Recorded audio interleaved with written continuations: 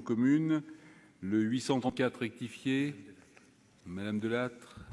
Oui, merci Monsieur le Président. Les alinéas 3 et 4 du présent article ont été ajoutés en commission spéciale. Ils conduisent à complexifier de façon excessive les modalités de déroulement du stage en distinguant une première et une seconde partie dont le contenu ambitieux nécessiterait plus que la durée prévue de quelques jours. Il semble au contraire nécessaire de s'en tenir à minima à une formation fondamentale, notamment en comptabilité, les autres types de formations éventuelles n'ayant pas besoin d'être détaillés au niveau de la loi. Par ailleurs, le dispositif mis en place n'est pas contraignant alors qu'il s'adresse à des publics n'ayant aucune formation, puisque ceux ayant bénéficié d'une formation au moins équivalente ou d'une expérience professionnelle sont dispensés de suivre le stage d'accompagnement à l'installation. C'est pourquoi il est proposé de supprimer ces alinéas. Merci. Merci. Donc le 838 n'est pas défendu. Le 867, Monsieur Labbé.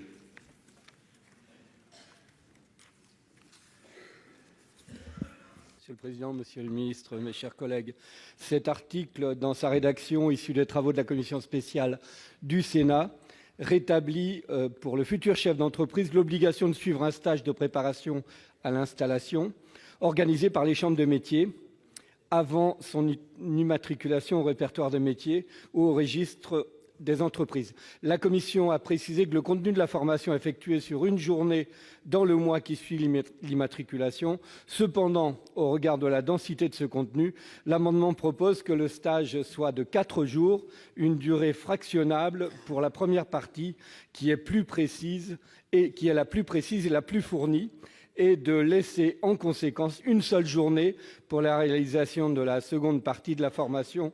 Pour permettre cette évolution, l'amendement prévoit que le stage soit réalisé dans les 3 mois qui suivent l'immatriculation au lieu d'un seul mois.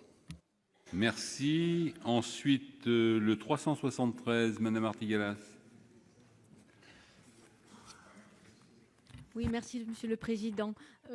Cette obligation du stage qui a été supprimée par le gouvernement ne paraît pas judicieuse et je me félicite que la commission spéciale ait pu remettre ce stage. Cependant, parce que je crois qu'effectivement, au-delà du coût qu'il peut avoir pour les artisans, ce qu'il faut évaluer, c'est son efficacité, et son efficacité est prouvée. Mais nous proposons que ce stage d'accompagnement à l'installation soit réalisé en 2 phases. Une journée de stage qui serait consacrée à l'initiation à la comptabilité générale et à la comptabilité analytique, et l'autre partie du stage pouvant éventuellement être fractionnable.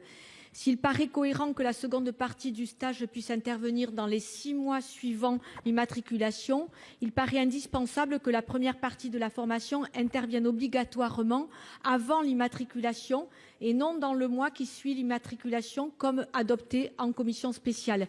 Cela parce que nous pensons que conserver une obligation de formation minimale avant l'immatriculation donnera aux artisans des notions fondamentales pour gérer leur activité. Et nous pensons que s'ils créent leur activité avant cette formation, ils pourront être mis en difficulté par la suite. Donc c'est pour ça que nous proposons cet amendement. Je vous remercie. Merci. Madame la rapporteure, l'avis de la commission sur ces 4 amendements. Ces 3, pardon, puisqu'il y en a un qui n'est pas défendu. Oui, sur le 834, donc on a trouvé important de conserver 2 parties au stage d'installation des artisans. Ça, c'est pour une raison de souplesse qui permet de mieux s'adapter aux besoins des jeunes entrepreneurs. Et ça répond d'ailleurs, comme je l'ai dit tout à l'heure, aux demandes qui ont été formulées par les artisans eux-mêmes.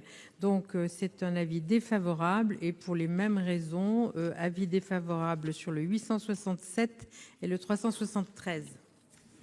Merci. Monsieur le ministre. Même avis. Même avis. Donc je vais mettre aux voix, s'il n'y a pas de demande d'explication de vote, le 834 rectifié avec 2 avis défavorables de la commission et du gouvernement. Qui est pour?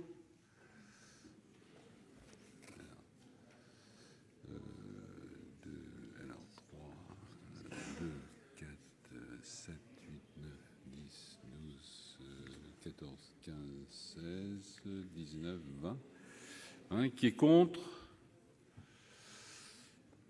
1, 2, 3, 4, 5, 6, 7, 8, 9, 10, 12, 13, 14, 15, 16, 17, 18, 19. Alors, on va faire un assis debout parce que, a priori, on est pratiquement à égalité. Donc, qui est pour, si vous voulez bien vous lever? 4, 7, 8, 9, 10, 11, 12, 13, 14, 15, 16, 17, 18, 19, 20, 21. 21. Les personnes qui rentrent sont debout ou assis? Sont debout, oui. 23, merci. Qui est contre? 2, 4, 6, 8, 10, 11, 12, 13, 14, 15, 16, 17, 18, 19, 20, 21, 22. 23, 22. Donc l'amendement est adopté.